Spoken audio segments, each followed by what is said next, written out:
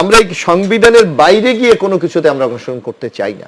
আপনি যদি কোনো পরিবর্তন করতে চান তাইলে আপনি নির্বাচিত পার্লামেন্ট আসছে, সেই পার্লামেন্টে আপনাকে একটা বিল তুলে আলাপ আলোচনার মাধ্যমে এটা সাংবিধানিক সংশোধন করে আপনার করতে হবে।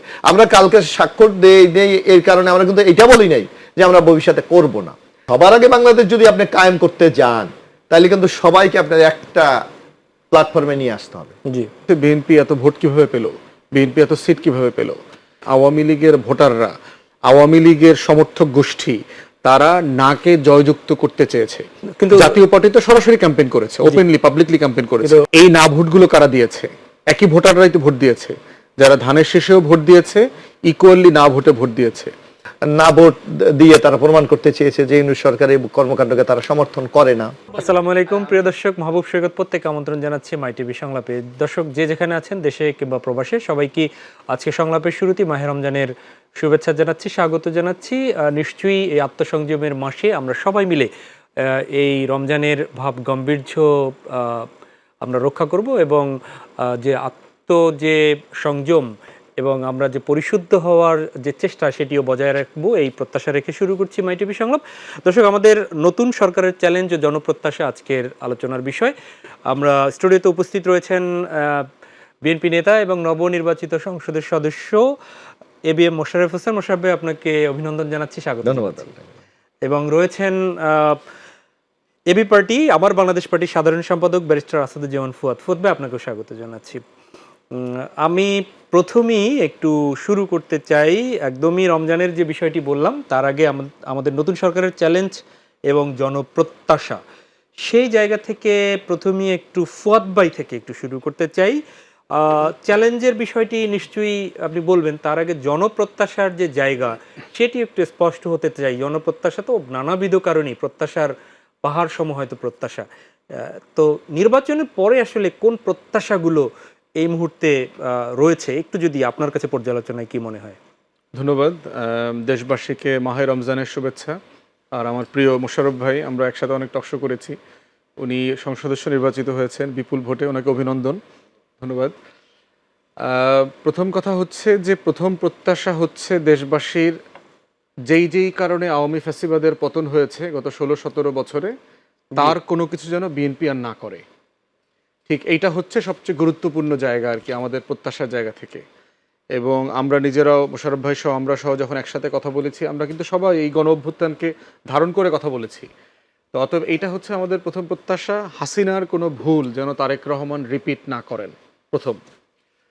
দ্বিতীয় গণপ্রত্যাশা হচ্ছে, সেটা হচ্ছে যে 24-এর গণ অভ্যুত্থান, শত শত শহীদের জীবনদান, এটার মাধ্যমে আজকের এই বাংলাদেশটা আমরা পেয়েছি। এই 24-এর গণ অভ্যুত্থানের সবচেয়ে বড় বেনিফিশিয়ারি কিন্তু আজকে বিএনপি, শহীদ জিয়া পরিবার এবং তারেক রহমান, বিএনপি সরকার, সবাই, বিএনপি নেতৃবৃন্দ সবাই। অতএব তাদের কিন্তু কৃতজ্ঞতার জায়গাটা সবচেয়ে বেশি থাকতে হবে 24-এর প্রতি, 24-এর গণ আন্দোলনের প্রতি, 24-এর শহীদদের প্রতি, 24-এর আহত পরিবারদের প্রতি, 24-এর অন্ধ হয়ে যাওয়া 26,000 পঙ্গু হয়ে যাওয়া মানুষদের প্রতি, এবং এই 24কে ঘিরে যা যা স্বপ্ন আকাঙ্ক্ষা তৈরি হয়েছে তার প্রতি। তারপরে হচ্ছে জুলাই সনদ, যার উপরে ভিত্তি করে ঐকমত্য কমিশনে আমরা মাসের পর মাস আলোচনা করলাম আগামী দিনের বাংলাদেশ গঠনটা কিভাবে হবে, এবং যার ভিত্তিতে জুলাই সনদ স্বাক্ষরিত হয়েছে এবং আমরা বিএনপি সবাই সেই সনদ স্বাক্ষর করেছে। এই স্বাক্ষরিত সনদটা বাস্তবায়ন করা হচ্ছে আর একটা মানে গণপ্রত্যাশার জায়গা আর কি। এরপরে হচ্ছে সংস্কার প্রক্রিয়া অন্তর্বর্তীকালীন সরকার চালু রেখেছে বিভিন্ন জায়গায়, বিভিন্নভাবে তারা যেগুলো শুরু করেছে, এই সংস্কার প্রক্রিয়াটা যেন এই গতিতে এইভাবে অব্যাহত থাকে, এটা গুরুত্বপূর্ণ। বিচার, গণ অভ্যুত্থানের শহীদ, গণহত্যা, তারপরে মানবতা বিরোধী অপরাধে দায়ে যারা অভিযুক্ত হয়েছেন তাদের বিচারটা যেন কোনোভাবে ফসকে না যায়। আওয়ামী লীগকে পুনর্বাসন করবার কোনো চেষ্টা যেন বিএনপি সরকার না করে, বিএনপির কোনো নেতা, স্থানীয় সংগঠন, বিএনপি সরকার কেন্দ্রীয়ভাবে কোনোভাবে, এইটা আমরা গণ আন্দোলনের জায়গা থেকে, গণপ্রত্যাশার জায়গা থেকে সবাই দেখতে চাই। তো এইগুলো হচ্ছে আমাদের প্রত্যাশার জায়গা। এরপরে হচ্ছে যদি চ্যালেঞ্জ ধরেন, আমি দেখতে আপনি প্রত্যাশার অনেকগুলো বিষয় বললেন, তো এই প্রত্যাশা আপনি একজন রাজনৈতিক কর্মী হিসাবে সেই দৃষ্টিভঙ্গি থেকে দেখছেন, নাকি আসলে জনগণের যে মনের কথা, সেই কথাটি আপনি পড়তে পেরেছেন এবং মনে করেন যে আপনার এই কথার সাথে জনগণ একমত পুরোপুরি? হ্যাঁ, বটেই একমত। আদারওয়াইজ হচ্ছে বিএনপি এত ভোট কিভাবে পেল, বিএনপি এত সিট কিভাবে পেল? বিএনপিকে মানুষ তো ভোট দিয়েছে এই কারণে যে মানুষ বোধ করে যে আপনারা আপনাদের এই ভোটের ম্যান্ডেটের মধ্য দিয়ে আমাদের এই প্রত্যাশাগুলো পূরণ করবেন। জি। এবং সবাই তো গণ অভ্যুত্থানের পক্ষে শক্তি, জামাত বলেন, জোট বলেন, সবাই মিলেই তো এই যে বিশাল ভোটের যে গণিত পেয়েছে, পেয়েছে তো এই সব কারণে, যে এই কারণগুলোতে, যে আগের সরকারের আমলের যে ভুলগুলো হয়েছে, যে আকাঙ্ক্ষাগুলো আমাদের ব্যর্থ হয়েছে, সেগুলো যেন এই সরকার বিরোধী দল মিলে এইটা আর না করে। এবং সেটাই হচ্ছে জনগণের পালস। আমরা এই প্রায় 2-3 মাস প্রত্যক্ষ পরোক্ষভাবে গণসংযোগ ক্যাম্পেইন করে তৃণমূলে যেটা দেখেছি একই রকম মেসেজ আমরা পেয়েছি, যে এটাই মানুষ চায়, দেখতে চায়। কিন্তু ফুয়াদ ভাই, আওয়ামী লীগের সাপোর্ট করতো, এর আগে নৌকায় ভোট দিতেন, এরকমও তো ভোটাররা কেন্দ্রে গিয়েছেন নিশ্চয়ই, তো তাদেরও তো কোনো প্রত্যাশা থাকতে পারে, তো সেটিকে কি আপনি মানে অস্বীকার করতে চান? না, মোটেই না। মানে মানে মোটা দাগে যদি বলি, মানে গণ বলতে যদি আমি মেজরিটি আকারে বলি, সেটা আমি বললাম আর কি। হ্যাঁ, এই ঘটনা ঘটেছে।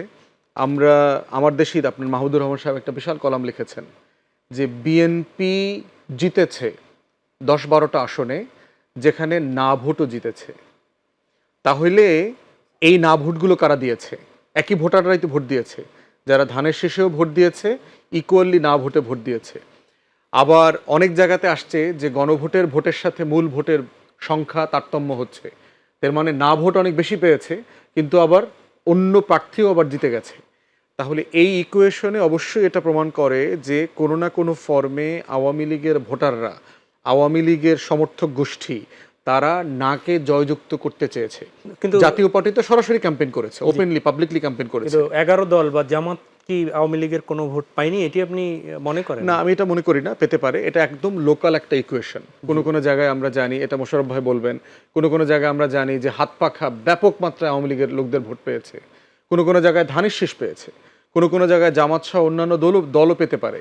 এটা ডিপেন্ড করতেছে লোকাল সার্কামস্ট্যান্সেস, কে কাকে প্রোটেকশন দিতে পারবে, কে কাকে বাজারে ওঠার অধিকার, হয়রানি করবে না, মামলা দিবে না, এরকম অনেক আন্ডারস্ট্যান্ডিংয়ের ভিত্তিতে এই আলোচনাগুলো লোকালি হয়ে থাকতে পারে।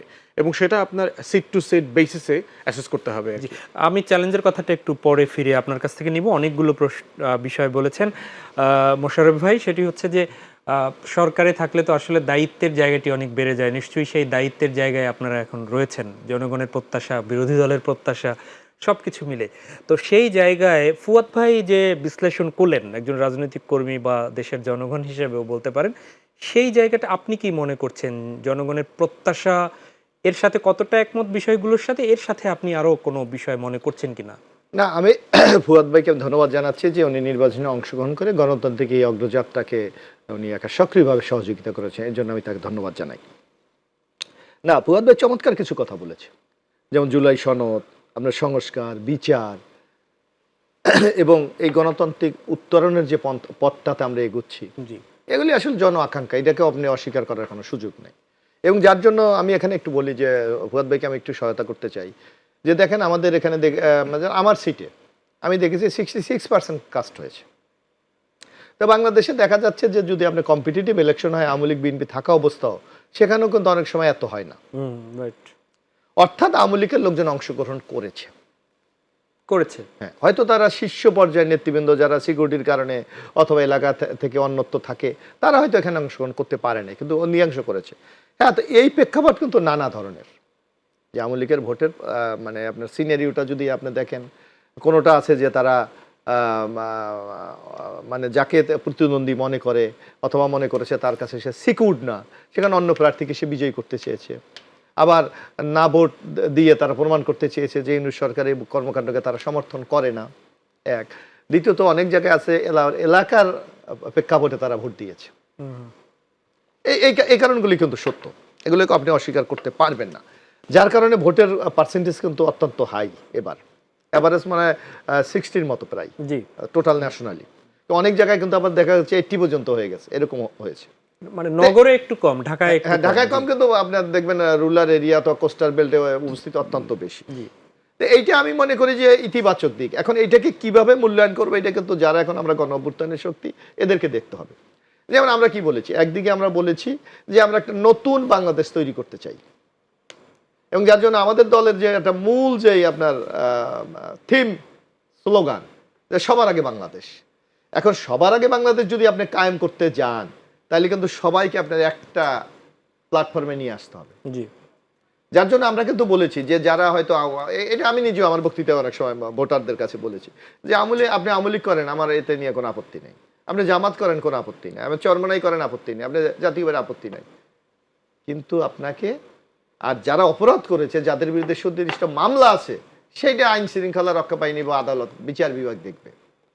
অর্থাৎ আপনাকে এই যে গণ অভ্যুত্থানের যে একটা আকাঙ্ক্ষা, একটা এক্সক্লুসিভ বাংলাদেশ তৈরি করা, সেই ধারণা কিন্তু সবাইকে বলতে হয়েছে, আর আপনি যেই ফরম্যাটে বলেন না কেন। যার কারণে অনেক এই যে যারা ফ্যাসিস্ট আমরা আওয়ামী লীগকে বলি, তারা কিন্তু অনেকে স্পেস পেয়ে গেছে এই আমাদের এই বক্তব্য। এই ক্ষেত্রে ভোটেরও একটা সমীকরণ কিন্তু আছে, কারণ বাংলাদেশে আওয়ামী লীগের ভোটকে তো আপনি অস্বীকার করতে পারছেন না। আওয়ামী লীগের শীর্ষ কিছু নেতা হয়তো চলে গেছে, কিন্তু মোস্ট অফ দা ভোটার বা সাপোর্টার লিডাররা কিন্তু তারা ফিল্ডে আছে। মানে যারা ছিলেন এখন আছে কিনা আছে, আছে, supporters? আছে। সেটি প্রচুর। আগে যারা সাপোর্ট করতো দেখেন, আমি মোশাররফ বলি ভাই। আমার নির্বাচনী আসনে আমি মনে করেন আমাদের এখানে প্রায় 3,12,000 ভোট। আমার তো মনে হয় সর্বোচ্চ আওয়ামী লীগের 100 লোক বাইরে নাই, আর সবই তো এলাকা আছে। তাইলে এরা তো নিশ্চয়ই ভোট কেন্দ্রে যায়, এরা নিশ্চয়ই সামাজিকভাবে কারোর সাথে মেলামেশা করে, এরা নিশ্চয়ই ব্যবসা বাণিজ্য করে। সুতরাং এদের উপস্থিতিকে আপনি অস্বীকার করতে আসলে পারবেন। একটা বিষয়ে আপনারা যারা একদম গ্রামীণ জনপদ থেকে শুরু করে তৃণমূল মানুষের সাথে কাজ করছেন, হয়তো ফুয়াদ ভাইও সেটি বলবেন, সেটি হচ্ছে যে সাপোর্টার যারা হন অনেক সময় তো দীর্ঘদিন গোষ্ঠীগতভাবে হন, আবার দীর্ঘদিন একই প্রতীকে ভোট দিয়েছেন, সুতরাং দিয়েই যাই। তো এবার আওয়ামী লীগ যেহেতু প্রতীক ছিল না, নতুন করে সেটি ধানের শীষ হোক, দাঁড়িপাল্লা হোক, কিংবা হাত পাখা হোক, অথবা এবি পার্টির ইগল হোক, সেখানে দেওয়ার মাধ্যমে কি তারা এটাই পরবর্তীতে কন্টিনিউ করবে না না, আবার এটা তারা না। আওয়ামী লীগ লোকদের সাথে আমাদের যতটুকু আলাপ হয়েছে, কথা হয়েছে, তাদের মূল একটা স্পিরিট ছিল যে গণতান্ত্রিক উত্তরণ। আচ্ছা, তারা মনে করছে অনেক তাদের যারা মোটামুটি রাজনৈতিক একটু ধারণা যাদের আছে, অথবা রাজনৈতিক মেকানিজমরা যারা বোঝে, তাদের ধারণাটা গণতন্ত্রের স্পেস তৈরি হলে হয়তো তাদের একটু সুবিধা হবে। এটা তাদের অনেকের বক্তব্যটা ছিল। মানে তাদের পার্টি আবার কন্টিনিউ করার একটা সুযোগ একটা পাবে। সুযোগ হয়তো পাবে, যে গণতান্ত্রিক স্পেসে তো আপনি কাউকে তো আপনি বাদ দিতে পারবেন মানে এখনকার কোন প্রতীকে দিলেও সেই প্রতীকেরই সে না। সাপোর্টার হয়ে গেল এইটা হবে না। এইটা আপনার নানা প্রেক্ষাপট আপনার এইটা তারা ভোটগুলি দিয়েছে, কিন্তু তারা চেয়েছে একটা স্পেস চাচ্ছে তারা, জি, যে আগামী দিনের জন্য তারা রাজনীতিটা করতে পারে। এইটা আমার কাছে মনে হয়েছে।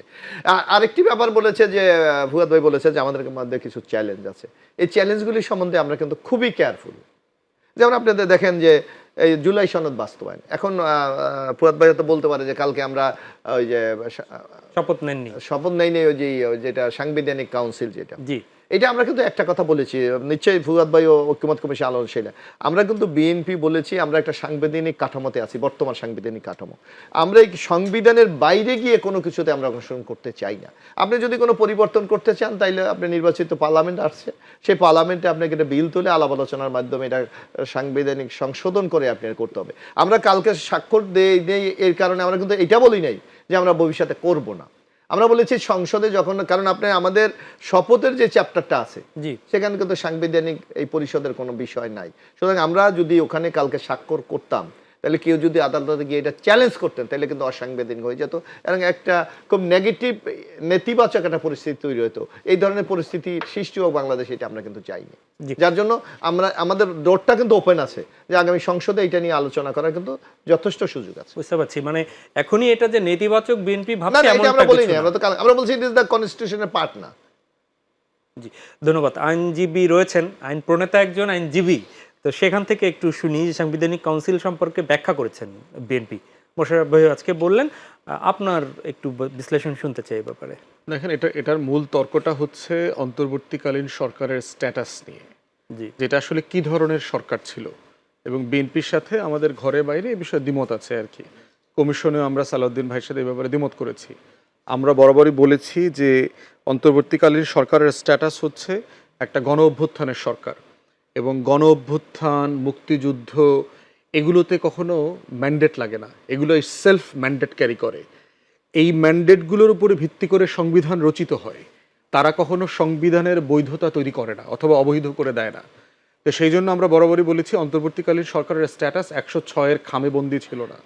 এটার উইল অফ দ্য পিপল, যেটা আমাদের আর্টিকেল 7-এ বলা আছে, supreme will of the people, sovereign will of the people. কিন্তু ফুয়াদ ভাই, আপনারা সেই সরকার তো বিপ্লবী সরকারও আপনারা ঘোষণা দেননি। না, দেই নেই, কিন্তু ওইটা আমরা বোধ করেছি যে ওইটা হচ্ছে স্ট্যাটাস হচ্ছে সেটা। এবং আপনি যদি সংবিধান প্রশ্নে যান তাহলে অন্তর্বর্তীকালীন সরকার আমরা দেখেছি মিনিমাম 70-র মতো করে আর্টিকেল তারা ব্রিচ করেছে সংবিধানের, তাদেরকে করতে হয়েছে গভর্ন করবার জন্য। আপনি চিন্তা করে দেখেন, সংবিধানে বলা আছে বাজেট হচ্ছে সংসদে পাশ হবে, তো সে যে বাজেট দিল গত বছর সেটা কোথায় পাশ হয়েছে, কোথায় প্রেজেন্ট করা হয়েছে? সেটা তো আপনার টেলিভিশনে বিটিভিতে বাজেট পেশ হয়েছে, তাও তো 45 মিনিট, পুরো বাজেট পেশ হয় নাই। ট্যাক্স কে উঠাইতে পারে, ট্যাক্স কে খরচ করতে পারে, ভ্যাট কে উঠাইতে পারে, ভ্যাট কে খরচ করতে পারে, চিফ জাস্টিস কে অ্যাপয়েন্ট করতে পারে, প্রসেস কি, সে তার সাথে পরামর্শ করে তাকে সুপারিশ করবে, সে কনফার্ম করবে, বলে দেওয়া আছে না প্রসেস। তাহলে এই প্রসেসগুলো তো ব্রেক হয়েছে। তাহলে প্রশ্ন হচ্ছে, আমরা কি সংবিধান মতো একটা সরকার ছিলাম গত 1.5 বছর? না, ছিলাম না। এটা একটা গণ অভ্যুত্থানের সরকার ছিল। এবং সংবিধানে বলা আছে এটা একটা নির্বাচন কত বছর পর পরে হবে, 5 বছর পর পর নির্বাচন হবে। একটা সরকার তো 24-এর জানুয়ারিতে গঠিত হয়েছে, তাহলে টেকনিক্যালি তো 29 পর্যন্ত গভর্নমেন্ট না, মানে আর নির্বাচন করবার কথা না। তাহলে আমরা 12 তারিখে কিসের ভিত্তিতে নির্বাচনটা করলাম হচ্ছে উইল অফ দ্য পিপল। যে sovereign will of the people ছিল কি, যে জুলাই সনদের আকাঙ্ক্ষা বাস্তবায়ন করবার লক্ষ্যে তারা একটা নির্বাচন করছে, যেই নির্বাচিত সরকার ওইখানে বাস্তবায়ন করবার জন্য শপথ নেবেন এবং করবেন। তো সেই জায়গাতে আমরা বোধ করেছি এবং আগেও বলেছি যে এইটার জন্য সংবিধানের দোহাই দেওয়ার আসলে প্রয়োজন নাই, কারণ জনগণ এই জুলাই সনদটাকে আবার নতুন করে সেকেন্ড ম্যান্ডেট দিয়েছে। একটা হচ্ছে 24-এর গণ অভ্যুত্থানের ম্যান্ডেট আপনার আছে, ঐকমত্য কমিশনের সকল রাজনৈতিক দল জুলাই সনদ স্বাক্ষর করেছে, এটার একটা ম্যান্ডেট আছে। থার্ড, সেই ম্যান্ডেটটাকে র্যাটিফাই করেছে হচ্ছে 12 তারিখের রেফারেন্ডাম। তাহলে এইরকম 3টা ম্যান্ডেট থাকার পরে আবার সংবিধানে ফিরে যাওয়াটা আমরা অপ্রয়োজনীয় মনে করছি। বরং মনে করছি এইটা বিএনপি যে পথটা নিয়েছে, এটা বিএনপির উপরে জনগণের আস্থাকে সিরিয়াসলি আন্ডারমাইন করবে। এবং বিএনপি এই যুক্তিটা যত বেশি দেওয়া শুরু করবে, তত বেশি বিএনপি জনগণের থেকে, বিশেষ করে তরুণদের থেকে, 24-এর যে তরুণ প্রজন্ম আছে তাদের থেকে তারা ডিসকানেক্টেড হয়ে যাবে। তাই আমরা বারবার আহ্বান করেছি, আজকেও আমি ব্রিফিং করে আহ্বান করেছি বিএনপি সরকার এবং মাননীয় প্রধানমন্ত্রী ইমিডিয়েটলি এইটা রিজলভ করে ফেলেন। কারণ আপনি তো অলরেডি বলেছেন আপনি এটা করবেন, নির্বাচনের পরপরই কিন্তু মাননীয় প্রধানমন্ত্রী বলেছেন স্বাক্ষরিত জুলাই সনদ বাস্তবায়ন করা হবে। তাহলে আপনি প্রসেসের এই কমপ্লিকেশনে গেলে যেটা হবে, জনগণের ভিতরে সন্দেহ তৈরি হবে এবং এই সন্দেহটা আমাদের জন্য কালেকটিভলি ভালো হবে না, বরং কালেকটিভলি আমাদের গভর্নেন্সে ফোকাস করা দরকার। সুশাসন, দুর্নীতি, চাঁদাবাজ, সন্ত্রাস, আইনশৃঙ্খলা বাহিনী প্রতিষ্ঠান তৈরি করা, সংস্কার করা, এগুলোতে বেশি ফোকাস করা দরকার। এই অহেতুক তর্কে গেলে বিএনপি এমন কিছু চ্যালেঞ্জের মোকাবেলা করতে হবে এবং তরুণদের থেকে যে ডিসকানেক্টেড হবে, এইটা বিএনপিকে লং রানে তার পলিটিক্সকে বিপদে ফেলে দেবে। অনেক ধন্যবাদ। চ্যালেঞ্জের মধ্যে বিএনপির সরকারের বা বিএনপির এই জুলাই সনদ রিলেটেড ব্যাপারটা ফুয়াদ ভাই বললেন। না, আমি একটু এখানে যোগ করতে চাই। ফুয়াদ ভাইকে আমি একটা বিনয়ের সাথে বলছি, একটা জায়গায় মানে ফুয়াদ ভাইয়ের একটু গ্যাপ আছে। উনি বলছেন নির্বাচন তো 2029 হওয়ার কথা, কিন্তু আপনি দেখেন prime minister already been resign, speaker resign, deputy স্পিকারকে আমি খুঁজে পাচ্ছি না, রাষ্ট্রপতি আপনার পার্লামেন্ট ভেঙে দিয়েছে। তাহলে উপায়টা কি? তাহলে আপনাকে তো মাস্ট নির্বাচনে যেতে হবে। এখানে তো আপনার সাংবিধানিক ভ্যাকুয়াম তৈরি হয়ে গেছে, কারণ আপনার প্রেসিডেন্ট তো পার্লামেন্ট ভেঙে দিয়েছে। ওই ভ্যাকুয়ামটাই তো মোশাররফ ভাই, যার কারণে আপনাকে তো অ্যাবসলিউটলি ইলেকশনে দিতে হচ্ছে। আমরা যে 106 ওই ভ্যাকুয়ামটা কভার করে দিয়েছে। আপনার এই ব্যাখ্যাটা আপনাদের পক্ষ থেকে বা জামাত থেকে দেওয়া হচ্ছে, কিন্তু আমি মনে করি অ্যাবসলিউটলি রং। না, ওইটা জাজমেন্ট যদি পড়েন না, 106 এর জাজমেন্টে পরিষ্কার করে বলে দেওয়া আছে সকল নির্বাহী কার্যক্রম পরিচালনার জন্য প্রধান উপদেষ্টা এবং ওনার পরিষদকে এখতিয়ার দেওয়া হচ্ছে। ঠিক আছে, এবং এখানে মেয়াদ দেওয়া হয়নি। তাহলে এত ওনাদের তো একটা কার্যক্রম আছে, যে কার্যক্রম অনুসারে তারা ইলেকশন ডিক্লেয়ার ঘোষণা করেছে। না, ওটার মেয়াদ দেওয়া দরকার হচ্ছে, মেয়াদ তো 29 তারিখ 29 সাল পর্যন্ত। না না, আপনি এতদিন ভ্যাকুয়াম একটা দেশ উইদাউট পার্লামেন্ট ছাড়া চলতে পারে? সেটাই তো আমাদের কথা। তাহলে সংবিধান দিয়ে চলে নাই তো, সংবিধান দিয়ে চললে তো টেকনিক্যালি 29 সাল পর্যন্ত থাকতে পারে। আপনাকে তো ডক্টর টার্ম নেসেসারি বলে একটা কথা তো আমাদের কনস্টিটিউশনে আছে, এটাতে আপনি অস্বীকার করতে পারেন না। 106 কি বলেছে যে আমার সংবিধানে তো আমার ইন্টারিম গভর্নমেন্ট নাই। এটা তো এটা আমি মনে করি বিগত আওয়ামী লীগ সরকারের এইটাই একটা অন কাইন্ড অফ স্বৈরাচারী একটা আচরণ, কারণ আপনি কনস্টিটিউশনকে তো আপনি ভ্যাকুয়াম করতে পারবেন, কিন্তু তারা তো করেছে। যে এবং কি বলেছে আপনি, শুধু এইটা না, ওখানে যদি 56তে আপনি যান, 56 মানে সি, যে বলেছে পরবর্তী প্রধানমন্ত্রী নির্বাচিত না হওয়া পর্যন্ত এই প্রধানমন্ত্রী কন্টিনিউ করবে, মানে আনটিল সে কি কিয়ামত পর্যন্ত থাকবে যদি কোনো কারণে ইলেকশন না হয়। এইটাই তো অগণতান্ত্রিক একটা প্রক্রিয়া তারা করেছে, এইটার বিরুদ্ধে আমরা সোচ্চার হব না। জি, এই আলোচনা আসলে দীর্ঘ হওয়ার মতো, শুধু এটি নিয়েই হয়তো বা কয়েকটি টকশো করা যাবে। আমি সেখানটায় না গিয়ে একটু জানতে চাই, সেটি হচ্ছে মোশাররফ ভাই, আপনারা সরকারে এসেছেন নিশ্চয়ই সারা দেশের যারাই আপনাদেরকে ভোট দিয়েছে কিংবা দেয়নি সবার আপনারা এখন তত্ত্বাবধানের দায়িত্বে আছেন, তত্ত্বাবধায়ক সরকারি দল। তো সেই জায়গা থেকে আপনারা কি কি চ্যালেঞ্জ মনে করছেন এই মুহূর্তে? আপনারা কি কি চ্যালেঞ্জ একদম অগ্রাধিকার ভিত্তিতে অগ্রাধিকার করবেন? ভিত্তিতে আমাদেরও দুটো চ্যালেঞ্জ কিন্তু আমরা মনে করি সবচেয়ে অগ্রাধিকার অ্যাড্রেস করা উচিত। একটা হলো আইন শৃঙ্খলার উন্নতি করা, জি, 2 নম্বর হলো আপনার অর্থনীতির চাকাটাকে সচল করা। কারণ আপনার এই গণ অভ্যুত্থানটা কিন্তু সংগঠিত হয়েছে একটা কর্মসংস্থানের জন্য মেইনলি, কারণ কোঠা তো। কিন্তু আপনি দেখেন ইউনূস সরকারের যে স্পিরিটটা ছিল সেটাকে ন্যূনতম তারা ধারণ করতে পারেনি। কারণ এই 1.5 বছরে তারা কোনো মানে অর্থনৈতিক কোনো বিনিয়োগ করতে পারে না, এই বিদেশি বিনিয়োগ আকৃষ্ট একটা কিন্তু বিনিয়োগ মেলাও তারা করেছিল প্রায় 3.5-4 কোটি টাকা খরচ করে, কিন্তু 1 টাকার বিনিয়োগ কিন্তু তারা আনতে পারেনি। তো যার জন্য আমাদের মূল চ্যালেঞ্জটা হবে অর্থনীতিকে সচল করা। আর সচল করার অন্যতম উপাদান হলো আপনাকে এখানে বিনিয়োগ বাড়াতে হবে। বিনিয়োগ বাড়ালে আপনার শিল্পায়ন হতে পারে, বিনিয়োগ বাড়ালে আপনার কর্মসংস্থান হতে পারে এবং অর্থনীতির ক্ষেত্রে নতুন একটা গতি সঞ্চার হতে পারে। এটা দিয়ে কিন্তু আমাদের বাকি সংকটগুলি সমাধান করতে হবে। তা আমি মনে করি ইতিমধ্যে আপনি লক্ষ্য করেছেন আমাদের মাননীয় প্রধানমন্ত্রী বলেছে যে আপনার এই যে আইন শৃঙ্খলা উন্নতি করতে হবে এবং অর্থনীতির জন্য আপনি এবার দেখবেন যে বিএনপি বেশ কিছু পদক্ষেপ ঘোষণা করেছে যে কিভাবে আমরা এই অর্থনৈতিক গতিটাকে চাঙ্গা করতে পারি। অর্থনীতির গতিটাকে যদি আপনি চাঙ্গা না করতে পারেন, আপনার অনেক কর্মসূচি কিন্তু আপনার বাস্তবায়ন করা কোনোভাবেই সম্ভব না। চীনা দেশটাকে যেখানে রেখে গেছে আপনার যে ভঙ্গুর সিচুয়েশনে, সেখানে পুরো রাষ্ট্র কাঠামোর এমন কোনো জায়গা নাই যেটা মেরামত করতে হবে, হেন কোনো জায়গা নেই, মানে হবে না এরকম কোনো জায়গা নাই। প্রত্যেকটা ইনস্টিটিউশন ভেঙে গেছে। আপনি আমলাতন্ত্র বলেন, মানে সামরিক বেসামরিক, পুলিশ প্রশাসন বলেন, গোয়েন্দা সংস্থা বলেন, অর্থনীতির খাত বলেন, ব্যাংক বলেন, অ্যাবসলিউট ডিজাস্টার প্রত্যেকটা জায়গায়। মানে আমার মনে হয় যুদ্ধের পরেও বাংলাদেশ রাষ্ট্র এত ভঙ্গুর ছিল না। এই 17 বছরের ফ্যাসিবাদী শাসনে যেভাবে ভঙ্গুর হয়েছে, আমাদের লুটপাট হয়েছে, দেশের ব্যাংকগুলো রেড জোনে চলে গেছে। তো এই জন্য আপনার চ্যালেঞ্জের বলা শুরু করলে বিএনপি সরকারের জন্য এটা সীমাহীন আর কি। তো অর্থনীতির কথা অলরেডি মোশাররফ ভাই বলছেন, কারেক্টলি বলছেন।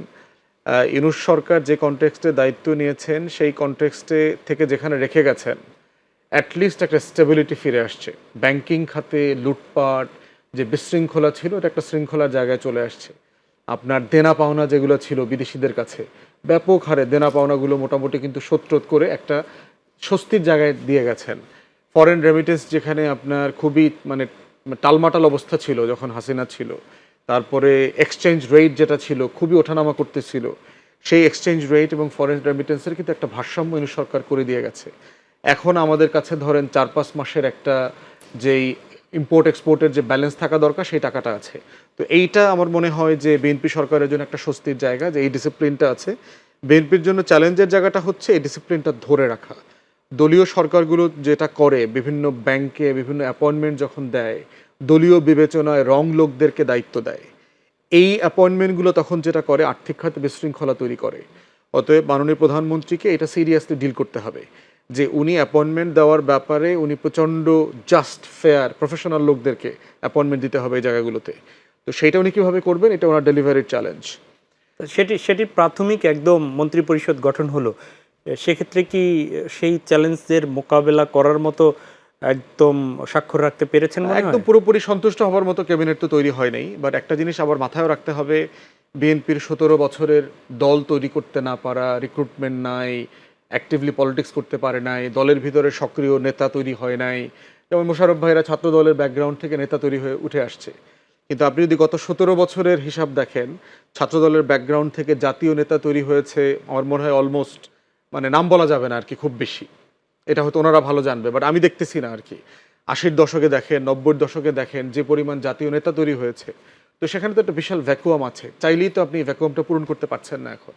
তারপরে হচ্ছে বিশাল সংখ্যক নেতাদের বয়স 70-80-র কাছাকাছি আর কি। আবার ওনারা এত পুরাতন রাজনীতিবিদ, শহীদ জিয়ার সাথে রাজনীতি করেছেন, বেগম জিয়ার সাথে রাজনীতি করেছেন, বয়সের কারণে সাডেনলি আপনি তাকে বাদও দিতে পারছেন না। আবার তরুণদের নেতৃত্বে ঘাটতি আছে, জোট, ওনাদের আবার যুগপৎ আন্দোলনের জোট শরিকদেরকে মন্ত্রিত্ব দিতে হয়েছে।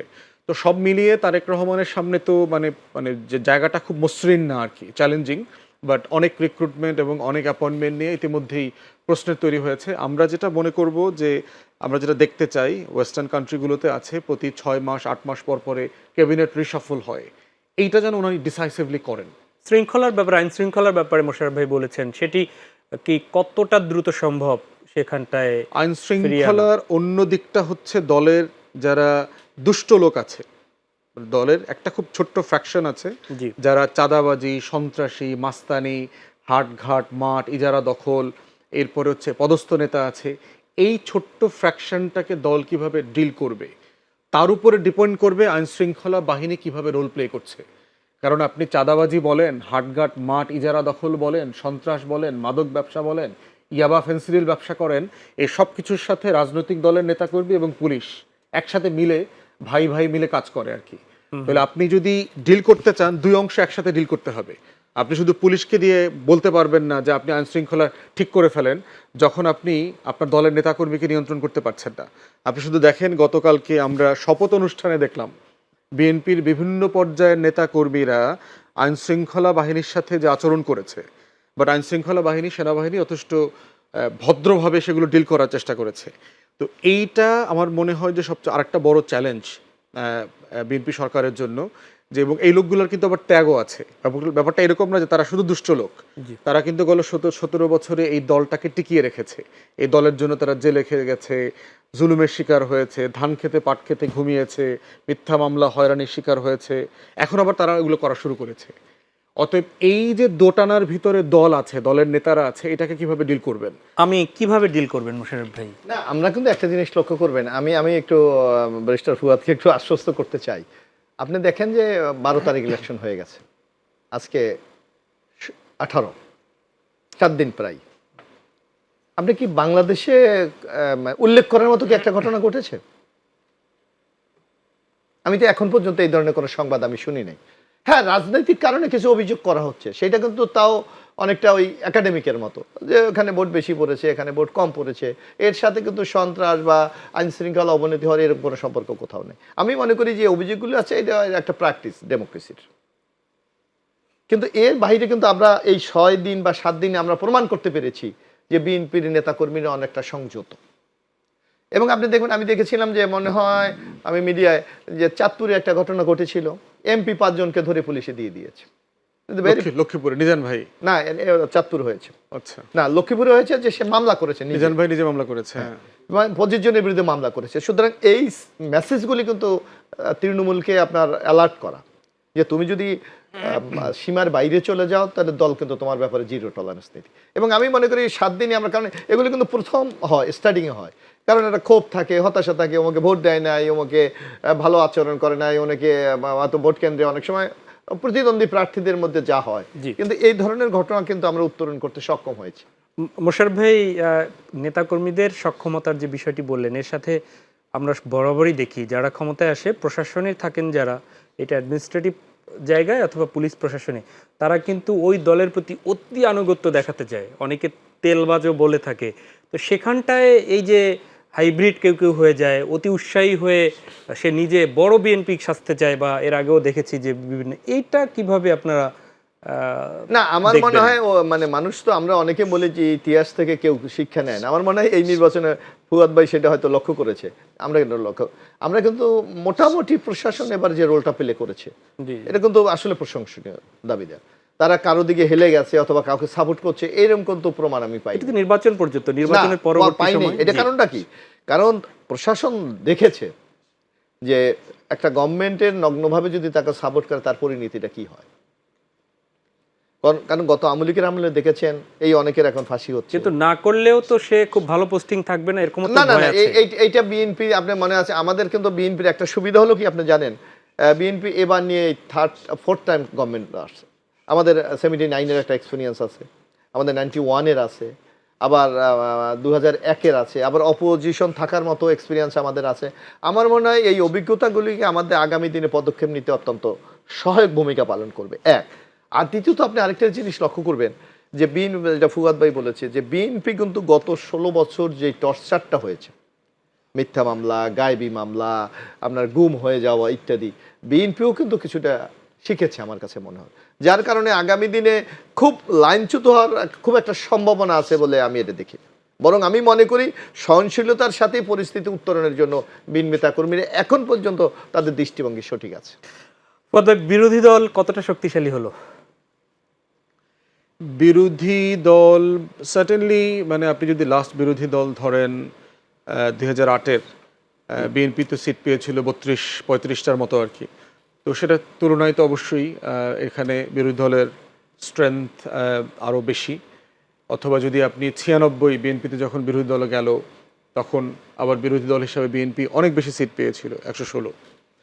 এখন প্রশ্ন হচ্ছে যে সিটের বিষয় না, বিষয় হচ্ছে সংসদ সদস্য যারা নির্বাচিত হয়েছেন তারা আসলে সংসদের বাইরে কি রোল প্লে করেন, তারা জনগণের পক্ষে থাকতে পারেন কিনা, জনগণের পক্ষে মতামত তৈরি করতে পারেন কিনা, যৌক্তিক আপনার সমালোচনা মানে করতে পারেন কিনা, সরকারের বিকল্পটা হাজির করতে পারছেন কিনা, যে সরকার কোথায় কোথায় ভুল করছে, কেন করছে, বিকল্পটা কি হতে পারে, তার সক্ষমতার উপরে ডিপেন্ড করবে যে আসলে বিরোধী দল আকারে সে কতটা সফল। মানে এটা আসলে সংখ্যা দিয়ে আপনি জাজ করতে পারবেন না। এবং অধিকাংশ সংসদই আমরা দেখেছি যে আপনার সংসদ সদস্য হবার মতো যোগ্যতা সম্পন্ন লোক তো আসলে সবসময় বরাবরই খুব কম থাকে, আমি এগুলো বারবারই বলেছি। তো এইবারও খুব বেশি আশাব্যঞ্জক আমি তা মনে করছি না। যারা সংসদ সদস্য হয়ে আসছেন খুব বেশি আইন বোঝেন, সংবিধান বোঝেন, লেজিসলেশন বোঝেন, সরকারের পলিসি, বাজেট, ইকোনমি নিয়ে সিরিয়াসলি তর্ক বিতর্ক করতে পারবেন এমন সংখ্যা আসলে খুব কম। তো বিরোধী দলের ভিতরেও এটা খুব বেশি সংখ্যায় তা আমি মনে করছি না আর কি। তো সেই জায়গায় হচ্ছে যে এটা ডিপেন্ড করতেছে সংসদ শুরু হোক, তারপরে আমরা দেখব যে আসলে বিরোধী দল আকারে যারা যাচ্ছেন তারা আসলেই সরকারকে জবাবদিহিতার অধীনে আনতে পাচ্ছেন কিনা যৌক্তিকভাবে, যে যুক্তিটা এত শক্তিশালী হবে যে জনগণ সেই যুক্তিটা মেনে নেবে। যারা সংসদে ইতিমধ্যে আপনাদের 11 আমি দলে, একটু যোগ করতে জি, পারি? প্লিজ। আমার মনে হয় ফুয়াদ ভাই, আপনাকে আপনি তো একজন আইনের লোক।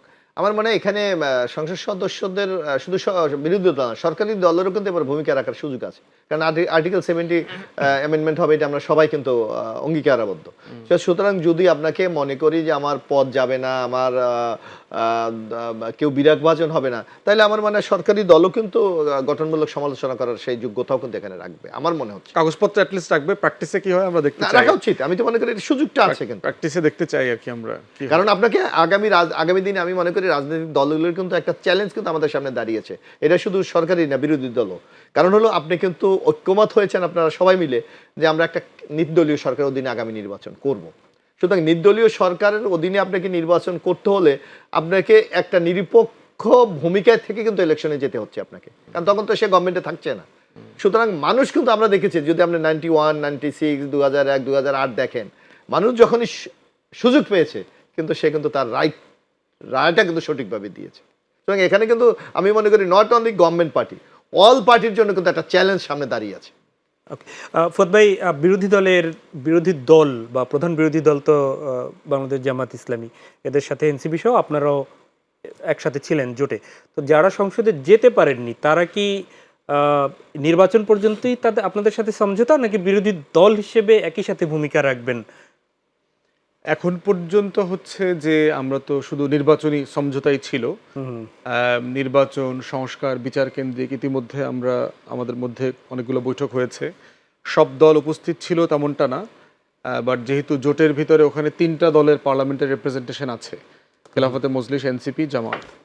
তো তারা তো পার্লামেন্টারি একটা রিলেশনশিপ তাদের ভিতরে অবশ্যই থাকবে। টাইম টু টাইম ন্যাশনাল ইন্টারেস্টে আমরা তো, সেটা সরকারি দল হোক বিরোধী দল হোক, যে কারোর সাথে বসবো, কথা বলবো, যেখানে জাতির স্বার্থে ঐকমত্য হওয়ার প্রয়োজন আছে সেখানে আমরা একসাথে কাজ করব। এটা তো একটা ওপেন জায়গা, জনগণ হচ্ছে ফার্স্ট, রাষ্ট্রের প্রয়োজনে যে কারোর সাথে আমরা কাজ করতে একমত। রমজান তো শুরু হয়েছে, এখানটা একটু আসি। আপনার মনে থাকার কথা যে হাসিনার শেষ দিকের আমলে দ্রব্যর যে মূল্য ঊর্ধ্বগতি যে জায়গায়, সেখানটায় মানুষ প্রচণ্ড রূপে আস্থাহীন হয়ে পড়ল। এবং এই যে অন্তর্বর্তী সরকার প্রথমেই আস্থা আনলো যে একদম পরপরই যে রোজাটা আসলে সেই রোজায় নিয়ন্ত্রণে অনেকটাই সফল হয়েছিল।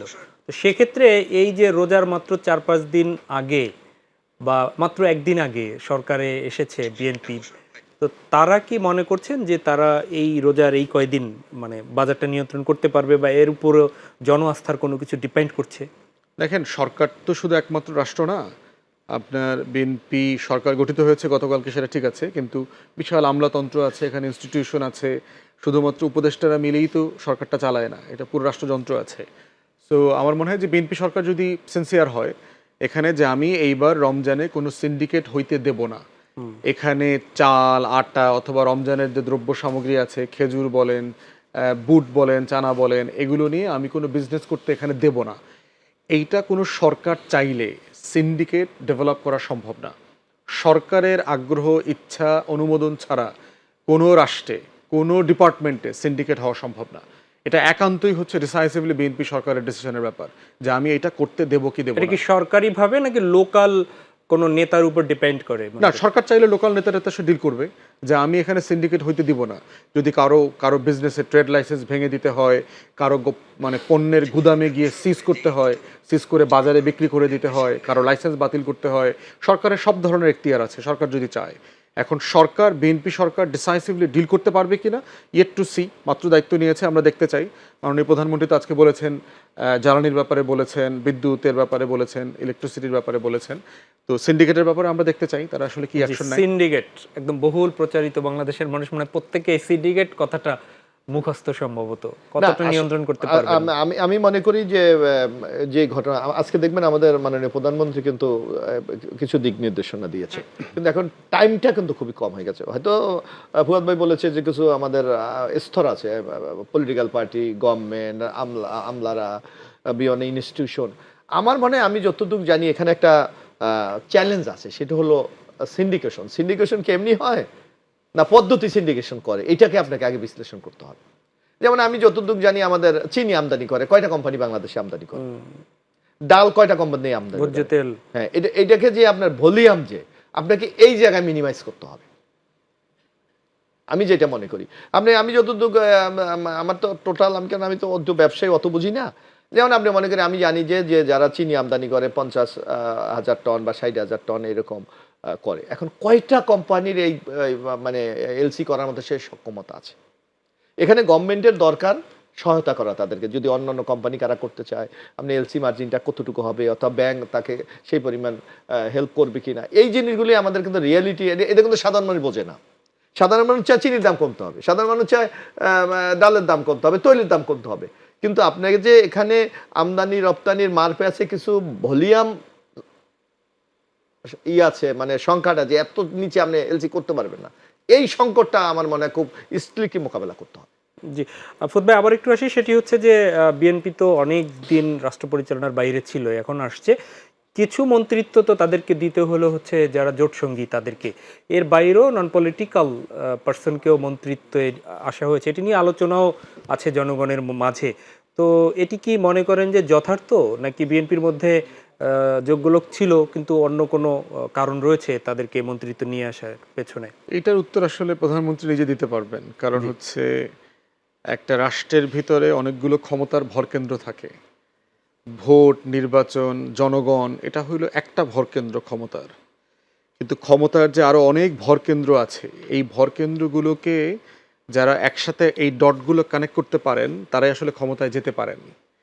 তো ক্ষমতার এই ভরকেন্দ্রগুলোতে অনেক শক্তির সাথে নেগোশিয়েট করতে হয়, অনেক শক্তির ইচ্ছা অনিচ্ছাকে আমলে নিতে হয়, অনেক শক্তির মতামতকে গুরুত্ব দিতে হয়। তো সেরকম অনেক জায়গা থাকতে পারে। ডক্টর খলিলুর রহমান সাহেবকে আমি পার্সোনালি চিনি অনেকদিন থেকে, অত্যন্ত যোগ্য মানুষ, ব্রিলিয়ান্ট আমলা, কোনো সন্দেহ নাই।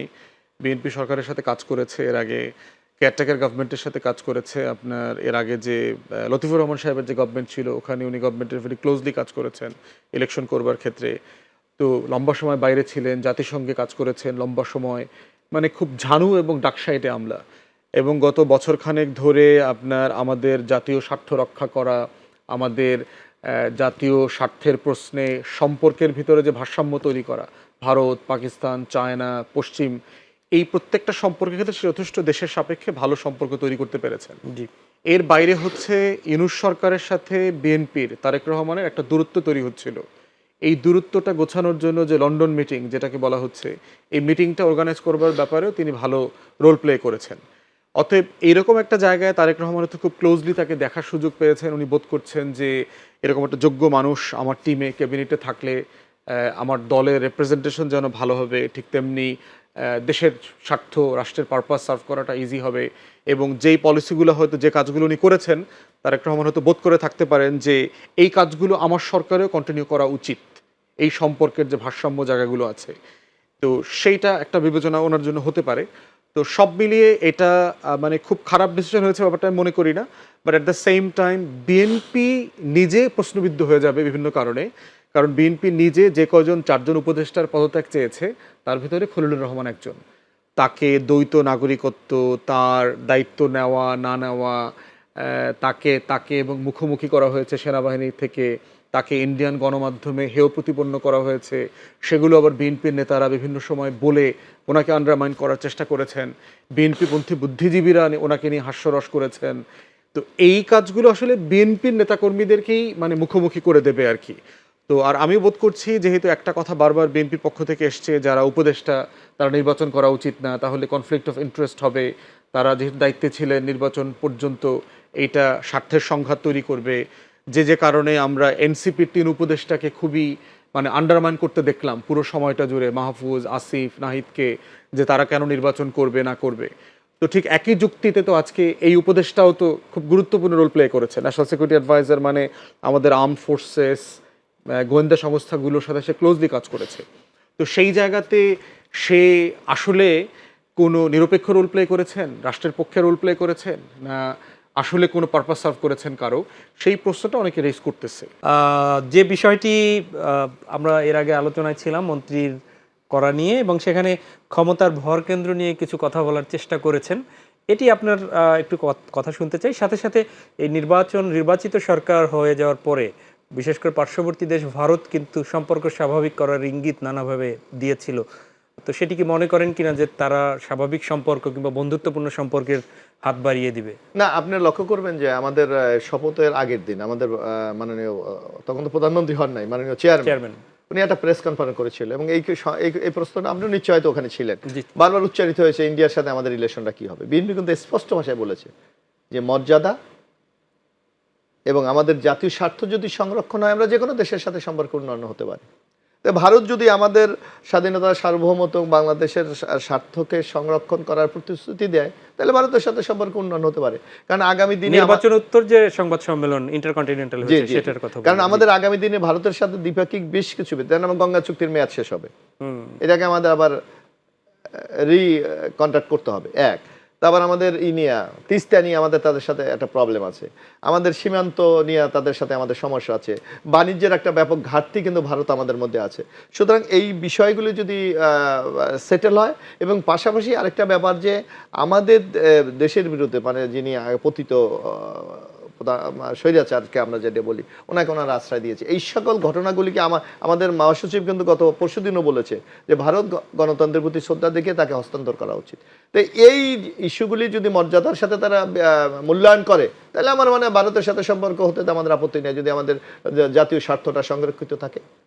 আওয়ামী লীগকে পুনর্বাসনের একটি বিষয়ে ফুয়াদ ভাই প্রথম দিকে বলেছেন যে এটির নানাভাবে যদি হয়ে যায় তাহলে জনগণ এটি খুব ভালোভাবে নিবে কি নিবে না, সেই প্রশ্ন ফুয়াদ ভাই তুলেছেন। না, আমরা কিন্তু বিএনপির পক্ষ থেকে স্পষ্ট ভাষায় বলেছি যে আজকে তাদের বিরুদ্ধে সুনির্দিষ্ট মামলা আদালতে চলছে, আদালত যেই সিদ্ধান্ত নেবে বিএনপি সেই সিদ্ধান্ত মেনে নেবো। আমরা তো স্পষ্ট ভাষায় বলি যাদের বিরুদ্ধে হয়েছে দল হিসেবেও তো বিচার হচ্ছে, তাই না? জি। সুতরাং আদালত যেই রায়টা, কারণ আদালতকে তো আমরা সবাই রেসপেক্ট করি, সম্মান করি, যদি আমরা মনে করি আদালত যেই রায়টা দিয়েছে সেটা বাস্তবায়নের জন্য বিএনপি সচেষ্ট থাকবে। আপনি আপনার কাছে আসবো, আমি ভারতের সাথে সম্পর্কের ব্যাপার বললেন তো ফুয়াদ ভাইয়ের কাছ থেকে একটু শুনতে চাই। ভারত এর আগে বলে এসেছিলেন যে অন্তর্বর্তী সরকার নয়, নির্বাচিত সরকার হলে তারা সম্পর্ক স্বাভাবিক হবে, এই প্রত্যাশা তারা রেখেছিল। কিভাবে স্বাভাবিক হবে, কি মনে হচ্ছে যে তারা কি এই বন্ধুত্বপূর্ণ সম্পর্ক, সমমর্যাদার ভিত্তিতে সম্পর্ক গড়ে তুলবে, নাকি সেই দাদাগিরির ভিত্তিতেই তারা চাইবে ওরকমটায়? দেখেন, গত কয়েকদিন আগে দি হিন্দু মানে ইন্ডিয়ার প্রমিনেন্ট পত্রিকাতে ওখানে এডিটোরিয়াল পড়তেছিলাম, তো ওখানে সম্পর্ক উন্নয়নের আশা করা হয়েছে এবং ক্ষেত্রগুলো দেখলাম আলোচনা করে বলে দিয়েছে। তার ভিতরে একটা হচ্ছে আওয়ামী লীগকে রাজনীতিতে ফিরায় নিয়ে আসা, রিকনসিলিয়েশন, পলিটিক্যাল রিকনসিলিয়েশনের কথা বলা হয়েছে। আওয়ামী লীগের নেতাদেরকে পলিটিক্যাল প্রিজনার বলা হয়েছে, যে রাজবন্দী, যে আজিফ এখানে একটা জুলুম নির্যাতন হয়েছে, তাদেরকে জোর করে অন্যায়ভাবে গ্রেফতার করে রাখা হয়েছে, তাদেরকে ছেড়ে দেওয়ার প্রশ্ন, আইনি যে ফাঁকফোকর দিয়ে তাদের উপর যে অত্যাচার নির্যাতন করা হচ্ছে এগুলো বন্ধ করা, এই জায়গাগুলো মানে টোটালটার সামারি হচ্ছে যে নতুন সরকারের কাছে তাদের প্রত্যাশা হচ্ছে দিল্লির সম্পর্ক বাড়ানোর, এবং সেটা শুরু হতে হবে এই পলিটিক্যাল রিকনসিলিয়েশন, মানে আওয়ামী লীগকে ছাড় দেওয়া, আওয়ামী লীগকে স্পেস দেওয়া, আওয়ামী লীগকে রাজনীতি করতে সুযোগ দেওয়া, এবং সেইটা দেওয়ার মানে হচ্ছে জুলাই সনদের বিপক্ষে যাওয়া। তো এখন বিএনপি সরকারকে খুব সাফটলি এই জায়গাটা ডিল করতে হবে যে ভারতের সাথে সম্পর্কের ক্ষেত্রে আওয়ামী লীগ প্রশ্ন কোনো শর্ত হইতে পারবে না, বরং ভারতকে এই শর্ত ইম্পোজ করতে হবে যে আপনারা হাসিনা থেকে শুরু করে যারা যারা গণহত্যার দায়ে অভিযুক্ত আসামি আপনার দেশে আছে এদের সবাইকে ফেরত দিতে হবে। আপনার দেশে এখন পর্যন্ত গত 1.5 বছরে যে পরিমাণ ইন্টারফেয়ারেন্স হচ্ছে, যে পরিমাণ স্যাবোটাজ, হুমকি ধামকি, ইউটিউব, টেলিগ্রাম, এই সেই মিটিং করে বাংলাদেশে আপনার ক্যাওয়াস ক্রিয়েট করার যে জায়গাটা আসছে সেটাকে বন্ধ করতে হবে। যে পরিমাণ ডিসইনফরমেশন, মিসইনফরমেশন ক্যাম্পেইন ভারত গত 1.5 বছর আমাদের বিরুদ্ধে করেছে সেগুলো বন্ধ করতে হবে। অতএব এই প্রশ্নগুলোকে সামনে রেখে কোনো ধরনের ছাড় দেওয়ার প্রশ্ন যেটা আসলে যেটা হবে, শহীদ জিয়ার যে জাতীয়তাবাদী রাজনীতি, যেই রাজনীতির কারণে আজকে বিএনপি নামক দলটা দাঁড়িয়ে গেছে বাংলাদেশে, সেই রাজনীতি হোঁচট খাবে এবং বাংলাদেশে দিল্লির আধিপত্যবাদের বিরুদ্ধে যে গণ অভ্যুত্থান হয়েছে 24-এ, শহীদ প্রেসিডেন্টের রাজনীতি এবং 24-এর গণ অভ্যুত্থান, এই দুইটার বিপক্ষে বিএনপি চলে যাবে বলে দেশের মানুষ মনে করবে। আওয়ামী লীগ তাদের যদি ভুল স্বীকার কিংবা তাদের আপনাদের দৃষ্টিতে তাদের যে ভুলগুলো আছে, অপরাধ আছে, সেটি যদি এবং অপরাধী যারা তাদেরকে বিচার হওয়ার পরে যারা রয়েছেন, তাহলে দল হিসাবে কি আপনি মনে করেন যে দল হিসেবে তারা রাজনৈতিক অ্যাক্টিভিটিস করার অধিকারী আর রাখবে না? একদমই তাদের ব্যান হয়ে যাওয়া উচিত? এখন তো বিচারের জায়গায় চলে গেছে, আপাতত তার রাজনৈতিক কার্যক্রম সাসপেন্ডেড আছে। জি, এখন ব্যক্তিরও বিচার হচ্ছে, দলেরও বিচার আন্ডারওয়ে আছে। এই দুই প্রসেস থরলি শেষ করতে হবে। কিন্তু সন্দেহের জায়গা তৈরি হতে পারে জুডিশিয়াল প্রসেসের মধ্য দিয়ে আওয়ামী লীগকে যদি মুক্ত করে দেবার, অবমুক্ত করবার কোনো চেষ্টা করা হয়ে থাকে আগামী কয়েক বছরের মধ্যে, সেটা খুব দুঃখজনক হবে এবং সেটা আমরা বুঝবো যদি এই কাজটা কেউ করে। তো আমরা চাইবো এইটার একটা থরো, জাস্ট অ্যান্ড ফেয়ার প্রসেসের মধ্য দিয়ে সিদ্ধান্তে আসুক যে গণহত্যা, মানবতা বিরোধী অপরাধে যারা দায়ী সেই রকম রাজনৈতিক দলগুলো এবং ব্যক্তি তাদের বাস্তবতা অ্যাড্রেস করবে জুডিশিয়াল প্রসেসের মধ্য দিয়ে। তারপরে হচ্ছে পলিটিক্যাল কনসেনসাস তৈরি করতে হবে। বিএনপি এককভাবে এই সিদ্ধান্ত নিতে পারবে না, কারণ এটা গণ অভ্যুত্থানের সিদ্ধান্ত। গণ অভ্যুত্থানের সাথে সংশ্লিষ্ট সকল রাজনৈতিক দল ঐক্যমত্য কমিশনের মতো করে একমত হইতে হবে এই প্রশ্নে, কারণ এটা আমাদের ন্যাশনাল জাতীয় নিরাপত্তার প্রশ্ন। আওয়ামী লীগ শুধু নিরেট কোনো রাজনৈতিক দল না, বাংলাদেশের সবচেয়ে বড় রাজনৈতিক নিরাপত্তার হুমকি, ন্যাশনাল সিকিউরিটি থ্রেট, জাতীয় নিরাপত্তার হুমকি এরকম একটা সংগঠন। অতএব তাকে রাজনীতি করতে দেওয়ার প্রশ্ন সকল রাজনৈতিক দলের ভিতরে পলিটিক্যালি ফয়সালা হইতে হবে, জুডিশিয়াল ফয়সালা হওয়ার পরে। অনেক ধন্যবাদ। মোশাররফ ভাই, স্থানীয় সরকারের যে প্রতিনিধি, এটা আমরা জানি যে বিভিন্নভাবে আপনারা যারা ফ্যাসিবাদ বিরোধী আন্দোলনে ছিলেন তাদের মধ্যেই এক পক্ষ বলছিল যে ভোটটা হয়ে যাক, আবার কেউ বলেছে যে না, জাতীয় সংসদ নির্বাচনটাই আগে হতে হবে। এখন তো সংসদ নির্বাচন হয়ে গেল, তাহলে কতদিনের মধ্যে মনে করেন যে স্থানীয় সরকার নির্বাচন হওয়া উচিত? না, এটা আজকে আমাদের এলজিডি মন্ত্রী যিনি আমাদের বিএনপির মহাসচিব বর্তমান আমি যে হকুল স্পষ্ট বলেছে যে খুব দ্রুত স্থানীয় সরকার নির্বাচনগুলো বিএনপি শুরু করবে, মানে গভর্নমেন্ট শুরু করবে। এখন আপনি দেখবেন যে আমাদের অলরেডি কালকে থেকে রমজান শুরু, তারপর আপনার এসএসসি পরীক্ষা আছে এর মাঝে, তারপর ঈদুল আজহা আছে। সুতরাং আমার মনে হয় যদি আমরা এই যে ঈদুল আজহার আগ পর্যন্ত যদি আমরা প্রস্তুতিগুলি সম্পন্ন করতে পারি, তাহলে আমার মনে হয় আপনার ঈদুল আজহার পরে আমরা শুরু করতে পারি। সেক্ষেত্রে দলীয় সরকারের অধীনের যে নির্বাচন সামনের, সেটি আপনাদের একদম নিরপেক্ষ করাটা কতটা চ্যালেঞ্জ? না, নিরপেক্ষ ইতিমধ্যে আপনি দেখেছেন যে গত আওয়ামী লীগ গভর্নমেন্টের আমলে যখন স্থানীয় সরকারে দলীয় মার্কার একটা প্রচলন ছিল, ইতিমধ্যে কিন্তু আমরা স্পষ্ট ভাষায় গণে দিয়েছি যে আগামীতে কোনো দলীয় মার্কা স্থানীয় কোনো নির্বাচনে ব্যবহার কেউ করতে পারবে না। বরং না করলেও আপনাদের এমপি সাহেবদের আস্থাভাজন লোকজন থাকবে না? না, এমপিরা সেইটা এখন এইটা তো বাংলাদেশ, এইটা তো আপনি অস্বীকার করতে হয়, চয়েস তো যে কোনো লোকেরই থাকতে পারে এক।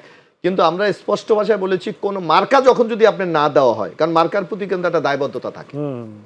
আপনি দেখবেন একটা লোক হয়তো প্রার্থীকে পছন্দ করছে না, কিন্তু সে চায় না তার মার্কা পরাজিত হোক, বাংলাদেশে কিন্তু এই একটা ট্রেডিশন আছে, এটাকে আপনি অস্বীকার করতে পারবেন না। আর যখন মার্কাটা থাকবে না তখন কিন্তু এই দায়বদ্ধতা থেকে ওই ব্যক্তিটাও মুক্ত হয়ে যায়। কিন্তু আপনাদের আস্থাভাজন মানে এমপিদের আস্থাভাজন লোককে হওয়ানোর জন্য তো না, এইটা আপনাদের কিন্তু একটা আপনি দেখবেন প্রেশার তো থাকবে। না, অতীতে কিন্তু এইরকম না, এমপিরা কিন্তু আপনি কোনো স্থানীয় সরকার নির্বাচনে প্রচারে যেতে পারে না, এটা আপনাকে জানতে, কোনো প্রচারে তারা যেতে মোশাররফ পারে ভাই না। একদম সরাসরি কি যাওয়ার খুব বেশি প্রয়োজন আছে? না, এইটাকে দিয়ে লোকাল আপনার নানা ইন্টারেস্ট এখানে কাজ করে। আপনি দেখেন আমরা যেটা দেখেছি যখন মার্কাবিহীন নির্বাচন হতো একটা ইউনিয়নের, দেখেন যে হয়তো উত্তর মাথা দক্ষিণ মাথা এটা মানে আলাদা একটা কম্পিটিশন হতো, অথবা দেখা যেত যে একটা প্রতিষ্ঠানের একটা সমাজের ভালো লোক যে তার সমাজ সেবায় অবদান আছে, অথবা ভালো শিক্ষক অথবা সমাজে গ্রহণযোগ্য লোক দলের মতের ঊর্ধ্বে উঠে তাকে ভোট দিত। আমি মনে করি দলীয় মার্কাটা প্রত্যাহার করে নিলেই একটা নিউট্রাল ওয়েদার কিন্তু এখানে তৈরি হবে। ফুয়াদ ভাই একটু শুনতে চাই স্থানীয় সরকার নির্বাচন নিয়ে আপনার কতটা সম্ভব হবে? এটা হচ্ছে স্থানীয় সরকার নির্বাচন আমার মনে হয় যে উইন্টার আগে মনে হয় করতে পারবে না, শীতের আগে যে সময়টার কথা বলছেন, তো বৃষ্টি বর্ষা সিজন ক্যাম্পেইন করতে পারবে না, গ্রামে গঞ্জে প্র্যাকটিক্যাল হবে না। কিন্তু এতদিন সেই পুরনো প্রশাসক দিয়ে কোনো জায়গায় পুরনো এমপি চেয়ারম্যান মেম্বার দিয়েই চলবে, মানে প্র্যাকটিক্যালি করতে পারবে না, তাই বলছি আর কি যে করা উচিত ধরেন কালকেই, কিন্তু প্র্যাকটিক্যালি দেশের এবং যে পরিমাণ খরচ করতে হবে, হাজার হাজার কোটি টাকা এটার পিছনে খরচ করতে হবে, কারণ আপনার প্রত্যেকটা ইউনিটে নির্বাচন করতে হবে, তো ইউনিয়ন পরিষদে নির্বাচন করতে হবে, উপজেলা পৌরসভা সিটি কর্পোরেশন সরকারের তাহলে সবচেয়ে গুরুত্বপূর্ণ ইউনিট তার সচল করতে হলে সরকারের 5 বছরের মধ্যে 1টি বছর ছেড়ে দিতে হবে। না, আমার কাছে মনে হয়েছে যে কোনো একটা গুরুত্বপূর্ণ ইউনিটে নির্বাচন করলে চলবে, এবং আমাদের আসলে স্থানীয় সরকারে অনেকগুলো ইউনিট, আমি বোধ করি ইউনিয়ন পরিষদ ছাড়া অন্য কোনো ইউনিট থাকারই প্রয়োজন নাই, এটা অপ্রয়োজনীয়। আর সিটি কর্পোরেশন এর বাইরে সরাসরি মিনিস্ট্রি বাকিটা ডিল করতে পারবে আর কি। এই যে উপজেলা, তারপরে হচ্ছে আপনার জেলা পরিষদ, এগুলো অপ্রয়োজনীয়। পৌরসভা আপনার কাউন্সিলর থাকবে, ওয়ার্ড আর হচ্ছে আপনার ইউনিয়ন পরিষদ, এর মধ্য দিয়ে যে কোনো একটা ইউনিটে নির্বাচন করা যেতে পারে, কিন্তু সেটা করলে তো ফেজ আউট করতে হবে, আপনি একসাথে করতে পারবেন না। ওয়েদার, ঈদ কোরবানির কথাগুলো কারেক্টলি বলেছেন, এগুলো সাপোর্ট করবে না, তাহলে আপনার যেটা হবে ভোটার পার্টিসিপেশন কমে যাবে। যদি আপনি বর্ষাকালে বন্যার সিজনে করেন, যে অঞ্চলগুলোতে বন্যা প্রবণ, আপনার অক্টোবরের আগে দেখা যাবে যে ওখানে পরিবেশই তৈরি হবে না।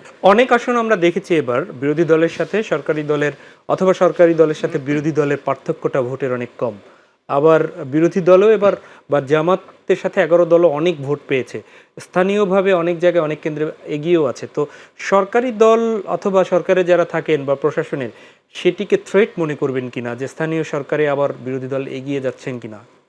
না, সেটা তো আমার মনে হয় যে এই কনফিডেন্সটা তো সরকারের থাকা উচিত না, সমস্যা থাকার কথা না, কারণ তারা মাত্র ক্ষমতায় এসছেন, তারা সরকারি দল, দেশের লজিস্টিক্স, প্রশ্ন হচ্ছে তারা তার লজিস্টিক্সটাকে নির্বাচনের সময় স্থানীয় প্রশাসনে নিউট্রাল করে দিতে পারবেন কিনা, এইটা সে ডিসাইসিভলি মেনটেন করতে পারবেন কিনা।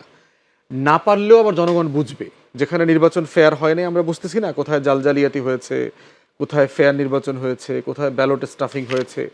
এমন একটা জমানাতে বাস করছি যে আপনার জনগণকে ভয়ভীতি দেখায়, মানে উল্টাপাল্টা করে আপনি এলোমেলো নির্বাচন বেশি দিন করতে পারবেন না, জনগণ বুঝবে। আপনি হয়তো জোর করে এমপি হয়েছেন, কিন্তু বুঝবে যে এটা আসলে ভোট চোর। অনেক ধন্যবাদ। তো স্থানীয় সরকারে তাই হওয়া উচিত। জি, মোশাররফ ভাই একদম ছোট্ট করে একটু শুনতে চাই, বেশ কিছু আসনে বিএনপির দীর্ঘদিনের পরীক্ষিত নেতারা স্বতন্ত্র ইলেকশন করেছিল, আপনাদের দলীয় পরিভাষায় বিদ্রোহী ছিলেন, তাদের কেউ ইলেক্টেড হয়েছে, কেউ হতে পারেননি, তাদেরকে কি দলে আবার নিয়ে নেওয়ার সিদ্ধান্ত মানে কতদিন পরে পাওয়া যাবে? না, এটা তো আমাদের দলের পক্ষ থেকে কিন্তু স্পষ্ট ভাষা বলা হয়েছে, এদের ব্যাপারে আপাতত কোনো সিদ্ধান্ত নাই। এক, এদেরকে ফিরিয়ে আনা অথবা যারা বহিষ্কার এই ব্যাপারে দল স্ট্রিক এখনো স্ট্রিক, কারণ আপনি লক্ষ্য করবেন যে এই ব্যাপারে দলের পক্ষ থেকে একটা ক্লিয়ার মেসেজ দেওয়া হয়েছে। এখন ভবিষ্যৎ কি হয় এটাতে এই মুহূর্তে বলা সম্ভব না।